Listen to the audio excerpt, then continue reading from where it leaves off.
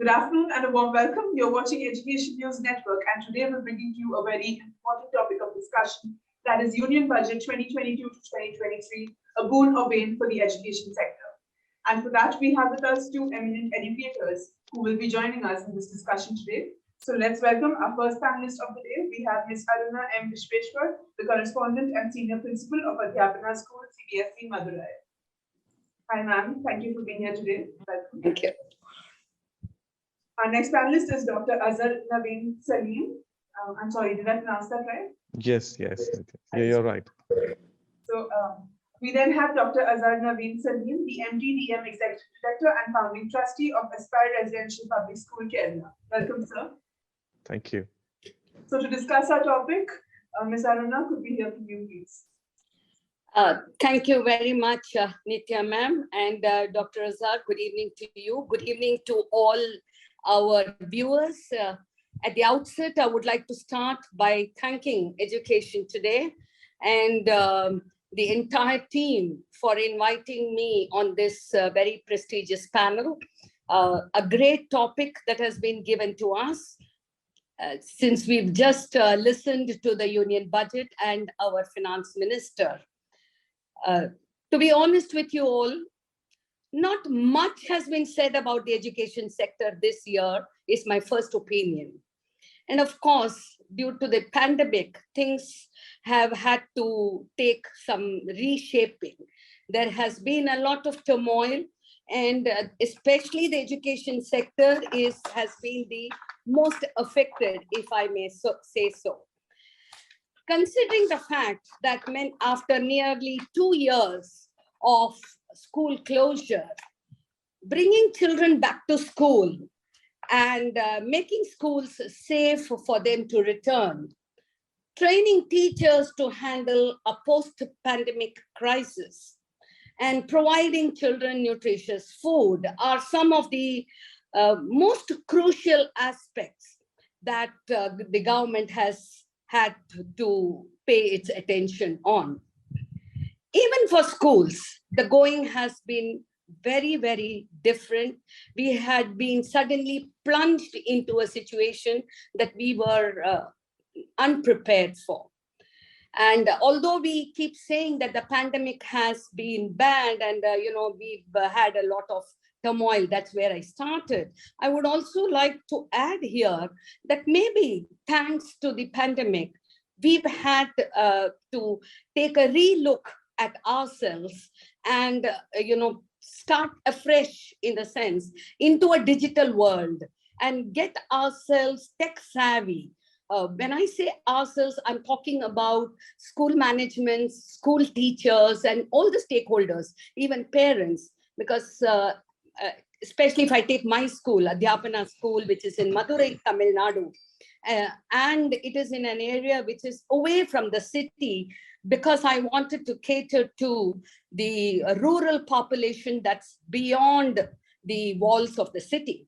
So most of my students are from agricultural backgrounds, and suddenly to ensure that there is no digital divide, suddenly to ensure that parents and students become device savvy, because till then we had been telling them, please do not give your children phones, or we do not give them iPads and laptops. And that was the instruction the school was giving to parents and students. And suddenly in every hand, we had to ensure that there are telephones, there is a laptop or a tabletop, whatever it is. So there has been a switch from no mobile phones in the classroom to absolutely mobile phone. So I'm sure this also put the government in a lot of turmoil. Our finance minister, Mrs. Nirmala Sitharaman, has had to tackle a lot.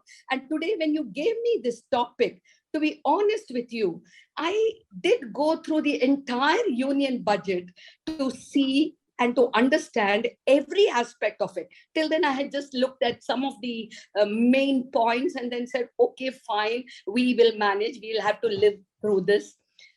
So one of the things to all the stakeholders of schools, considering that we are having directors and correspondents and owners of schools, the thing is, the topic that has been given is boon or bane.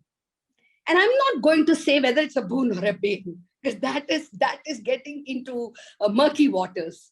And I won't want to say it. It's a balance. And we, as all the school stakeholders, we have to live with it.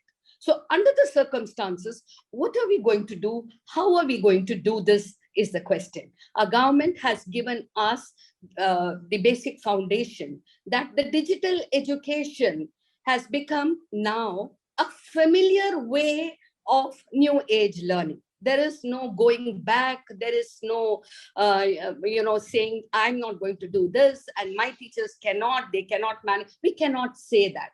So the new trend has been well accepted by the government as the way forward, and so should we.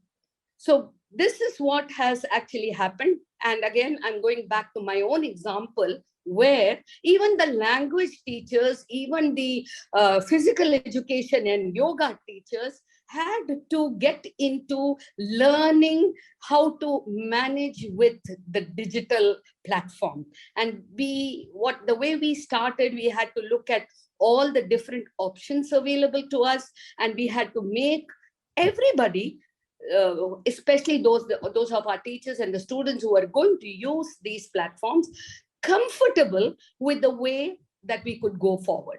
Because I remember it was, I think, March 17th or something, 2 years back, that we had to suddenly have a lockdown, and then we were getting prepared for the worst.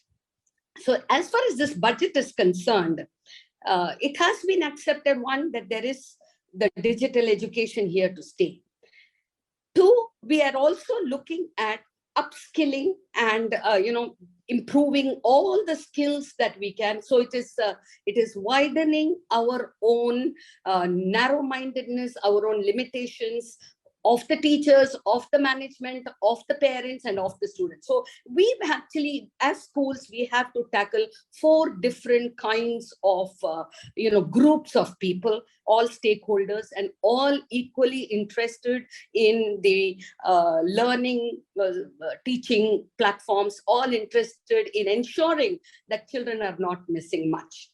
The WHO has said that this 2 years loss is actually comparable to a loss of 4 years in learning. Now, recently, our schools in Tamil Nadu have opened from standard 1 onwards. And what we have found is that there is a surge in admissions.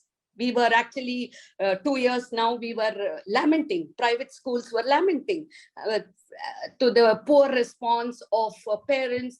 Nobody was coming forward for admissions. And now we found the reason why. What has happened is the kindergarten, especially, the parents were happy to have the children at home and say, okay, they will learn. There is no hurry.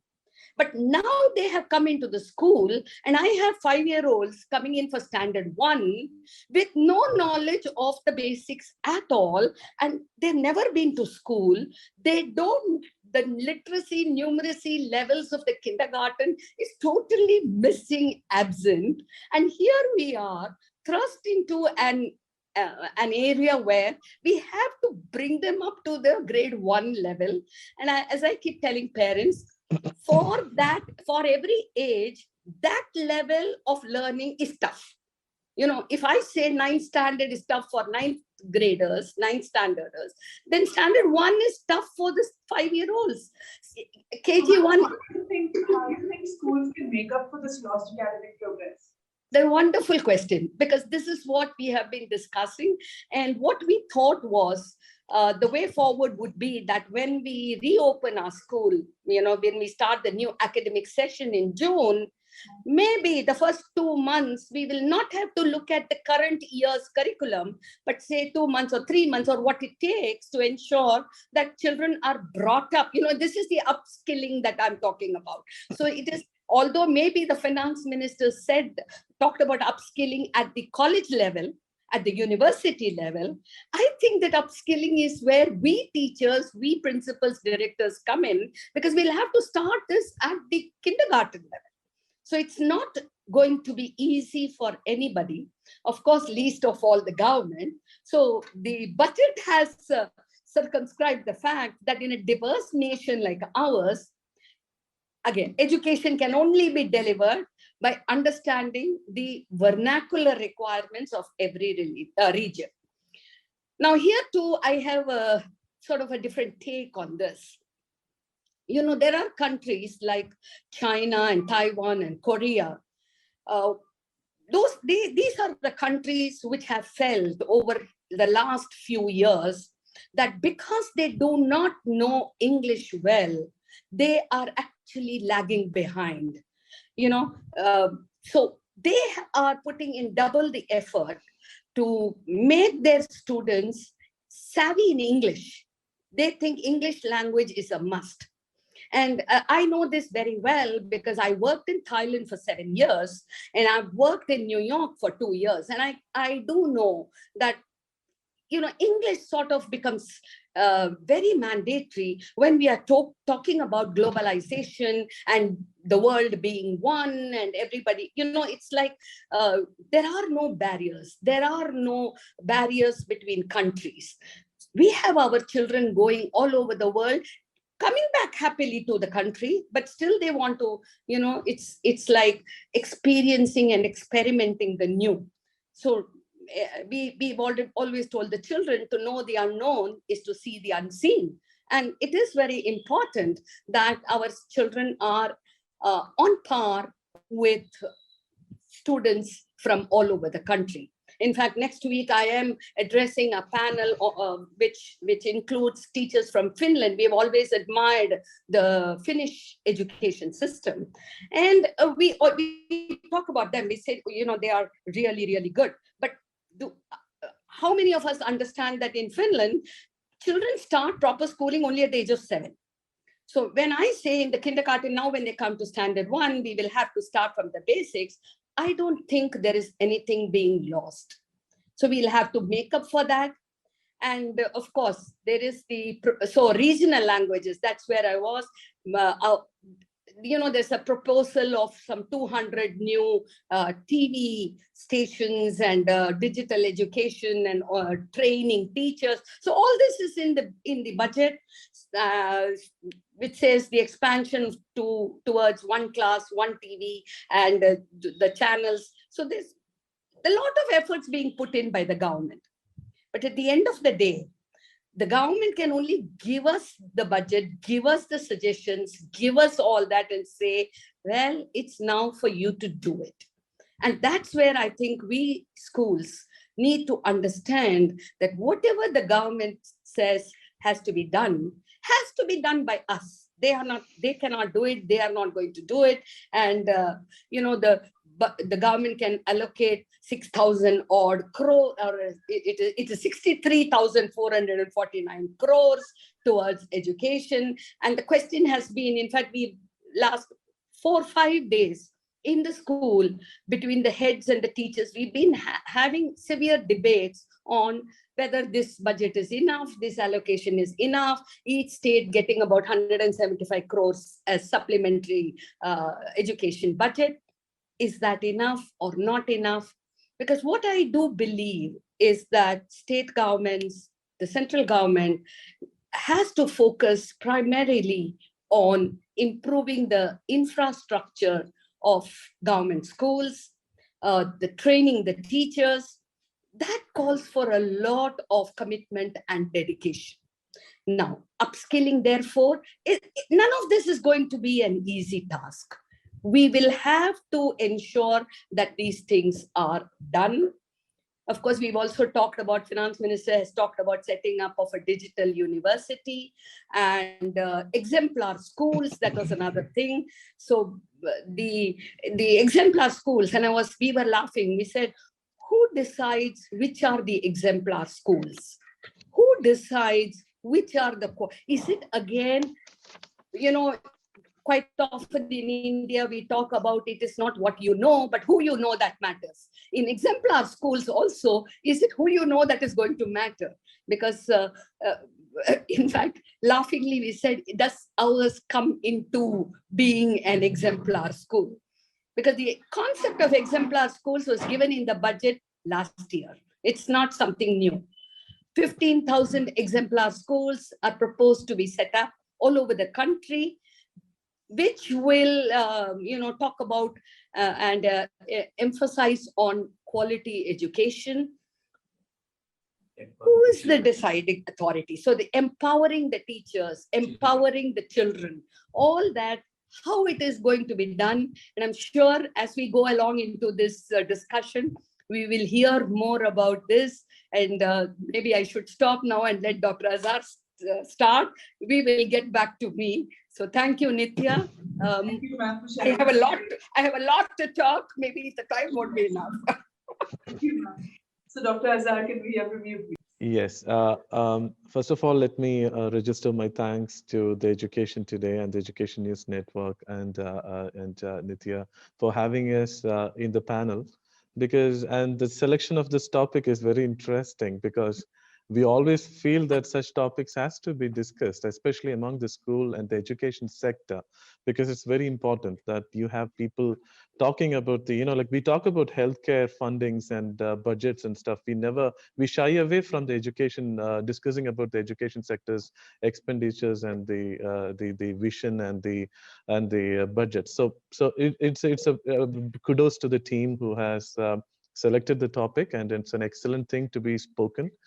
I wish I wish there was so many more opinion coming from many panels, but yes, but I agree with every single word Aruna ma'am had put across. And yes, my take on the entire budget, whether it is a bane or a boon, like ma'am said, it is something that we cannot pinpoint. Yes, it's a bane or it's a boon, but yes, we can forecast something that in the system of education within the framework of our country. So we can expect whether this is going to work or not. The thing is that I'm going to put things into my positives, negatives, and I would say some things which were expected but it was missed. So there are hits and there are misses. So to understand the entire perspective of an union budget regarding the education sector, we need to understand the entire importance of education in a vast country or in a vast beautiful country like ours.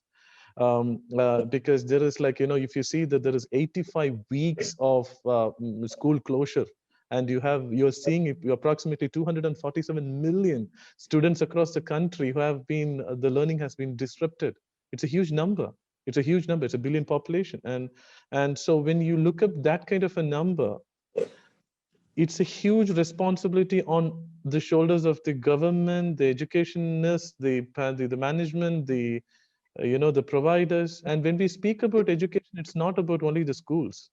We strictly adhere to education. Like, okay, we speak about the underprivileged schools, the remote so governmental schools. When we speak about education in India, we are essentially pointing towards a big cohort of sector. That means that you are involving the governmental school children, the private schools, the aided schools, the Anganwadis, all the educational programs which has been happening, even the adult learning programs, the vocational programs. There is we cannot even finish naming it in a day. So you have so many programs combined. So when you point out education, it all combines in the same single cocoon.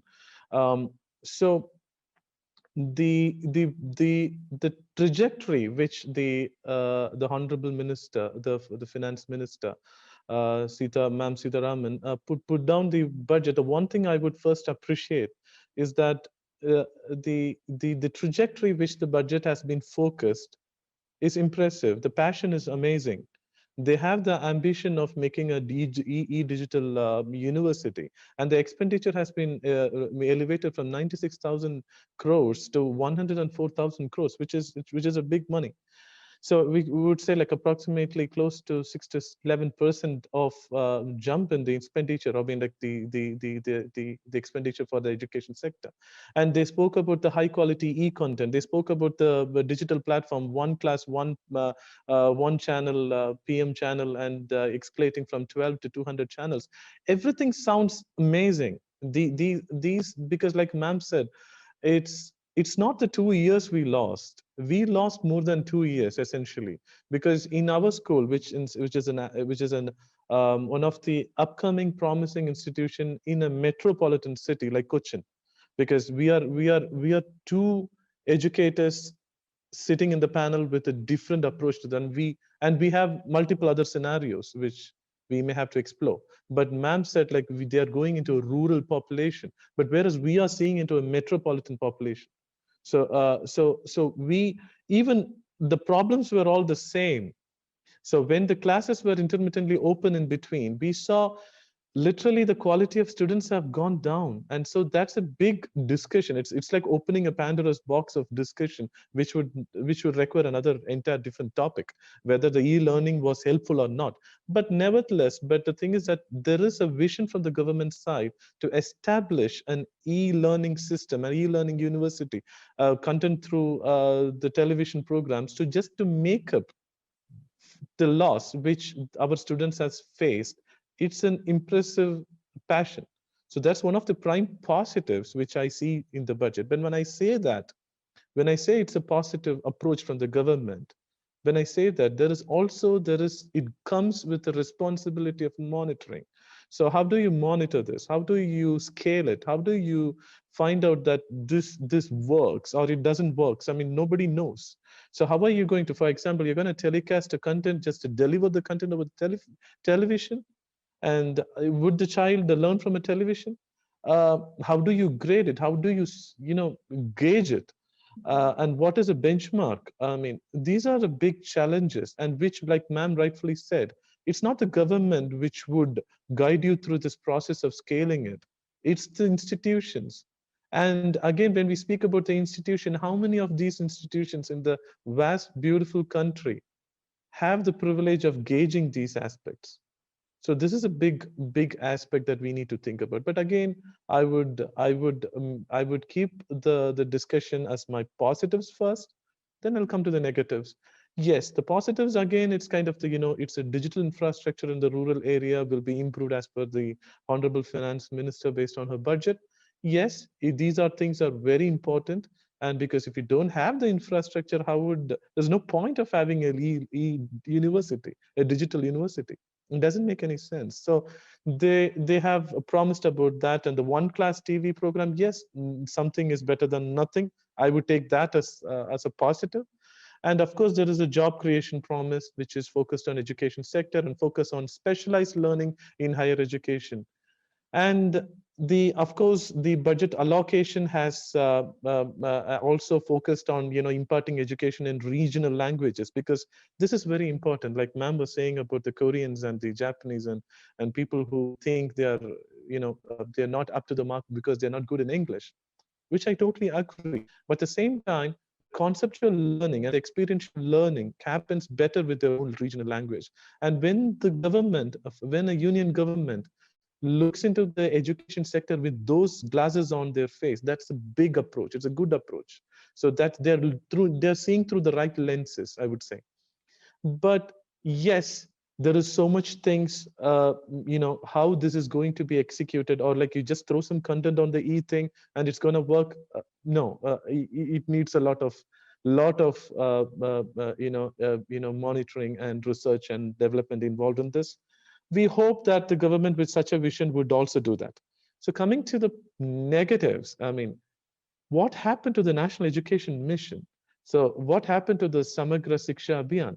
What happened to the teachers training education program? There was a decrease. You can see a decrease allocations this year. What happened to the Padna Likhna Abhiyan? What happened to the PM portion? What happened to the National Scheme for Incentives for Girls? Nil this year. So this was a kind of a mess. So these things, when we speak about big things and the approach towards betterment in the education sector, which of course the government is thinking for it, and it's a challenging situation, I should say this, because like how I said, they have the vision to do it, but then again, you have something on your base which you need to sustain. But if you cannot sustain the base, and we are thinking about an entirely new platform, which we believe that would work another 4 years or 5 years, or in any number of years, which we don't know, that can go miserably wrong. I mean, that's the thing. So I would have been very much happy if they could keep the national education mission, the same thing which they were doing last years. And if they keep sustaining these programs on the play, and plus you add on the new concepts of e-learning, I mean, I would have been more happy. Then coming, it's just an introduction of the positives and negatives. We can speak a lot about it. But again, the third perspective that which I wanted to say, when you speak about sustaining, if you're watching when the education budget, you're looking into support. You support is a big factor. So education doesn't only go through the governmental organization with all these missions and programs and models and modules. No, it goes through schools too. It's the biggest modality of reaching reaching the knowledge to the end user. That's our lovely children, is schools. And did the budget address the private organizations, irrespective of private, aided, governmental? Did the budget address a relief or a support, especially for the schools who are new schools, upcoming schools? It was a great miss. I mean, because I was keenly expecting it, because I was expecting some sort of relief. Because if you see the other countries like the Middle East, I mean, the state of Qatar, if you see in US, in UK, in France, in Germany, you see almost the nations, like how they supported the healthcare system, they also supported the schooling system. And they did not categorize it as governmental and non-governmental and aided and the programs. Yes, we all were, like, for example, a promising education institution, so-called ASPER. I represent my institution as a co-founder. It was founded in 2017. And it's a growing institution, and we are staring into the COVID mishap on the year 2020 March. And the school is still expanding its services, and there are the state government rules which says reduce your fees, but we cannot touch the salaries of your staffing. You cannot reduce your, and e-learning is providing in a digital education, a digital platform is no different than offline classes in terms of expenditure. In terms of expenditure, it's almost the same, if not less. It's maybe more. A ma'am would agree with me. I mean, any school running entity would agree with me. But what was the relief coming at from that? What kind of support came from the government, the state, the center? No, nothing. Whereas if you see the, yes, and if you see it from the other countries' perspective, and if you see the other countries, the European countries, the Western countries, the Middle Eastern countries, even Japan, and even in China. So we had them supporting the entire system of education. And when the entire system of education, it includes everyone. To support them, to give them a support from the back and a pat on the back. Okay, you guys do this. We are there to support you. And it may be just a little thing. I'm not, we're not expecting the entire private organization to be supported by the government, but that's a unrealistic request. But yes, this budget, I was looking into that kind of relief wordings and relief budget whatsoever it can. But that would have been an excellent education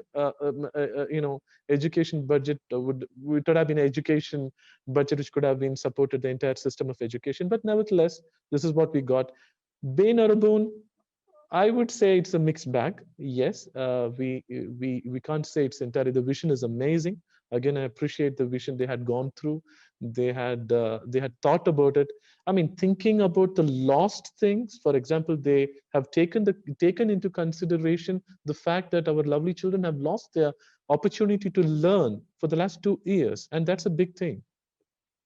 And that's a good thing, and the best thing that from a governmental aspect that they have thought about it. And so in that aspect, I greatly I appreciate the vision they have. But at the same time, as an educationalist, I am worried. I would say I'm super worried about the fact that how are we going to monitor, or how are we going to gauge these developments into play? And that's my take on it. But Bane or a boon, it's a difficult question. It's a mixed bag. So you spoke about e-learning, and you said that could lead to another topic of discussion, right? But could you just give us a gist, like your opinion on it? Do you think e-learning can ever replace traditional learning? Ma'am, can I? Yeah, please go ahead. Yes. So I would say, see, the conventional classroom environment has existed for ages. A physical classroom. I mean, I'm a physician too. I'm a doctor too. So I'm as a student of, it goes by default as a student of psychology. So the thing is that the e-learning can never replace the conventional classroom learning. There is so much to it, and there is so much to it. And in Aspire Residential Public School, in my school, in our school, we have developed a research and our QNRD. That means that a quality research and development department under the guidance of our principal, Srimati Anita Renu George. The thing is that we did a survey. We did a survey on a cohort whether how beneficial it was, because intermittent areas, with ma'am would agree that we had opening of the school and we conducted offline exams, not the online exams. The online scorings and the offline scorings never matched. Never It never matched. matched. And this is just like stabbing our own children with our own hands. You know, this has a huge implication in the long run. See, the conventional classroom environment, there is a class teacher in your friend. There's there are studies there was a study which was done in the Cambridge. It was done in 1980s when the blackboard and the chalk, they used to draw the chalk. The teachers used to use the chalkboard. When those boards were getting replaced by the pens, the markers, they did a beautiful study, and it's very, very interesting study, because like I'm more into research, so I see into evidence, what exactly the evidence is. They found out that the children who heard this noise, the sound which the chalk piece made, they had better registration than the board which was used with a pen. Why do I say this here? It has a huge effect. A physical presence of a teacher, the aura it creates, it's impeccable. We all like we the generation, I mean, we three people here sitting in the room, we were talking, but we all went through physical classrooms, didn't we? So we all had an opportunity to experience what's a classroom, which unfortunately our lovely children, and I say it's unfortunate situation, the e-learning would never, ever, ever replace an offline classroom environment or the impact an education system creates. I can never imagine my school years. Exactly. So imagine this: like you are seeing your teacher on a screen, in a 2D image, or you're speaking about a two-dimensional image. Whereas you're having a teacher's warmth, a teacher's like we are speaking strictly on for example, a kindergarten child, going to a classroom where he's ending up in a first grade class student. He has missed his lower kindergarten. He has missed his upper kindergarten, and he has not seen his teacher. And when he goes to the classroom on first time as a first grade student, he sees his class teacher as a celebrity.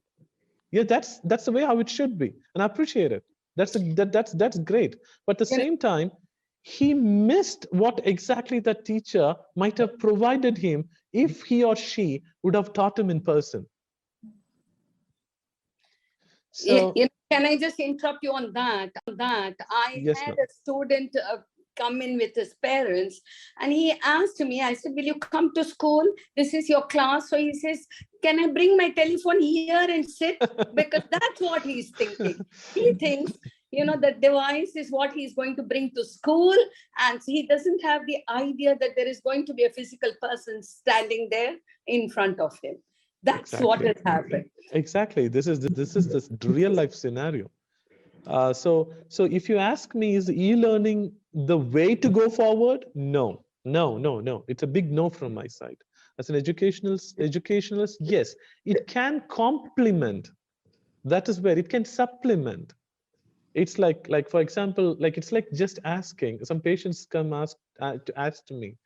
I deal with, cancer patients. I'm a palliative oncologist.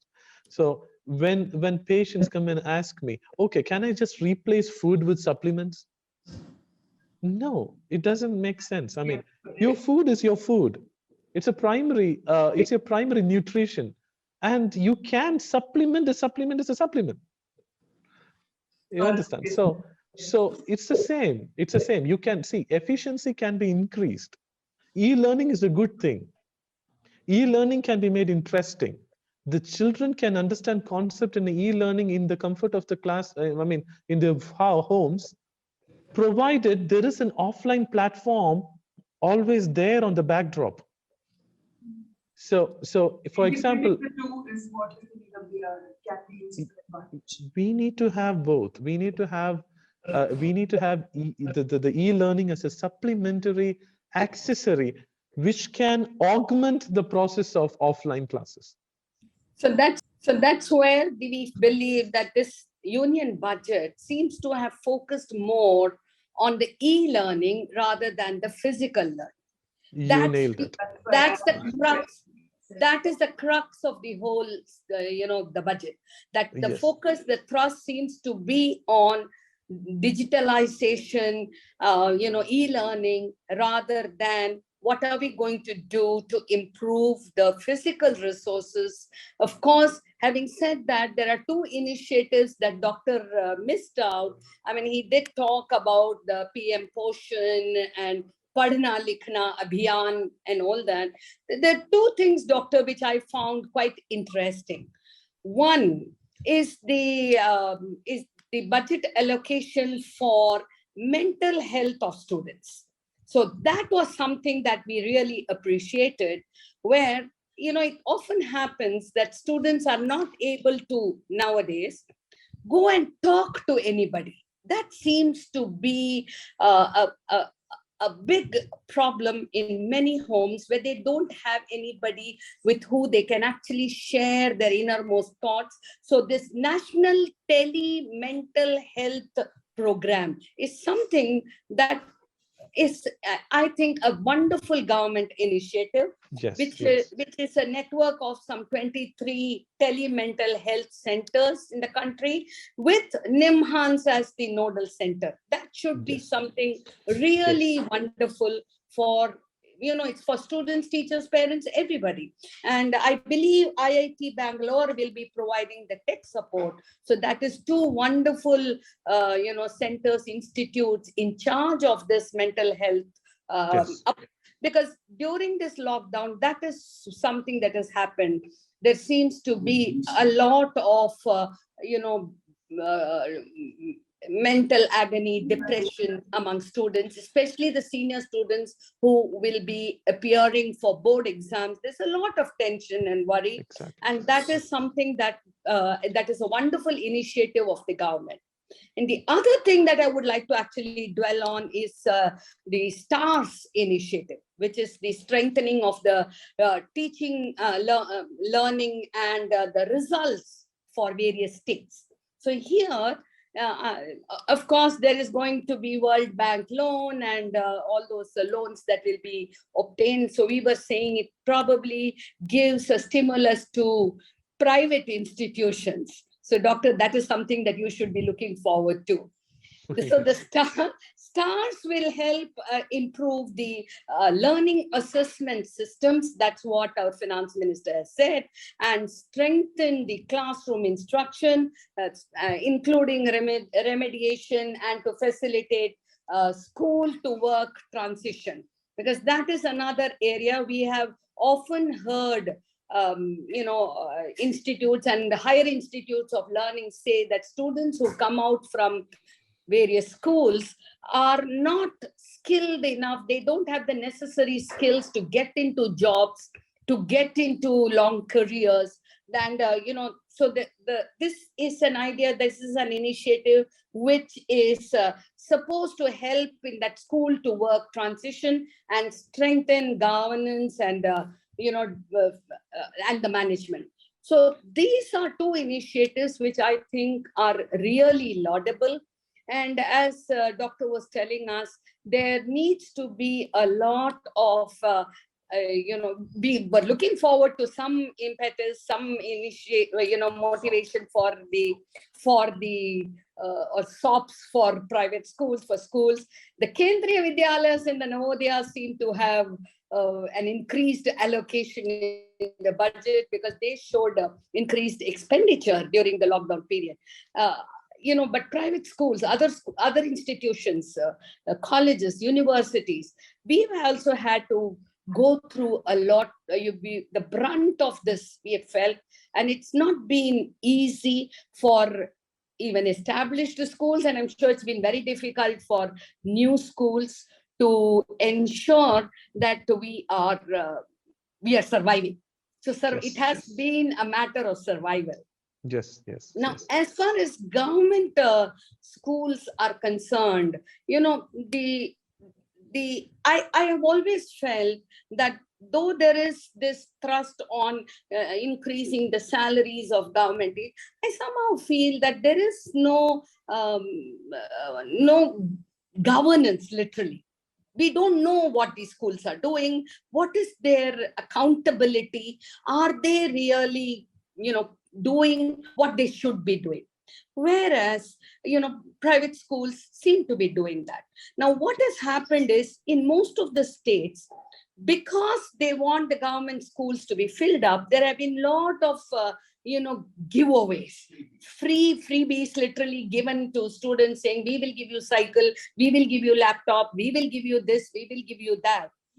And so these 2 years, there has been a lot of exodus from private schools into the government schools because parents have not wanted to pay the fees and all that, in spite of the fact that we've been asked to reduce the fees.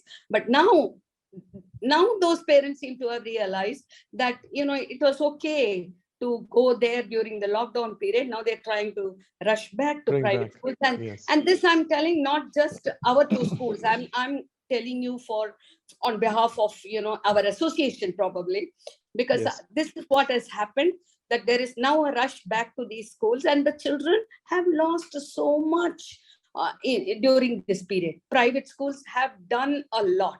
We've had live classes going on. It's not video classes. It's not half an hour on the television. So when you have 200 channels, say with the regional languages, what is the accountability? How do you monitor that? How do you know that the children are watching an educational channel? So because the classes are supposed to be from standard 1 to 12. The training is supposed to be for all the classes in all the subjects, in all the regional languages. The idea is wonderful. The initiative is very good, to be applauded. And I do agree that children will understand when we are explaining to them, going to the nitty-gritty, the concepts are elucidated in the regional language. That's all wonderful. But are they going to watch it? Are they going to understand? Nothing like the physical classes. Nothing like the chalk and board. Nothing like the physical presence of a teacher. We've got parents who say, ma'am, we don't understand how you can manage 1,600 students when we cannot manage 2 students. That is the actual state. So the going is tough. The Prime Minister portion, for example, it has replaced the midday scheme. Now, what happens? And there is a lower budget. So we fail to understand the logic behind some of these initiatives, some of the reductions. And yes, initiatives like the digitalization and thrust on digital education is wonderful. But is that just going to be the order of the day going ahead? I don't think so. And we just cannot say it's all going to be digital.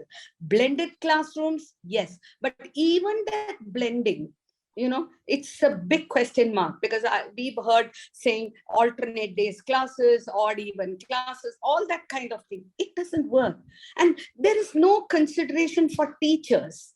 How are we going to do it?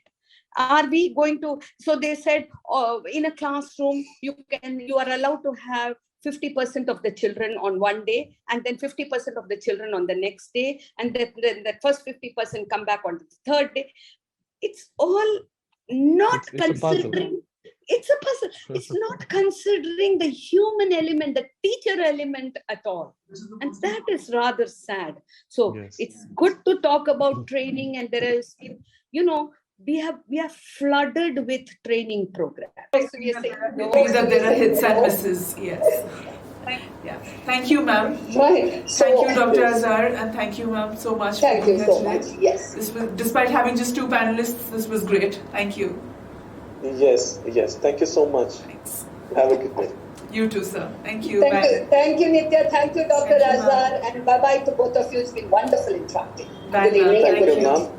And with that, we come to the end of this interesting panel discussion where we received some great insights into the Union Budget 2022 to 2023 with respect to the education sector. If you have any additional queries regarding the topic, do get in touch with us and we'll be glad to take them offline. For more such videos, do log on to our website, theann.com, and don't forget to like, share, comment, and subscribe to our channel. For now, signing off, this is Nitya.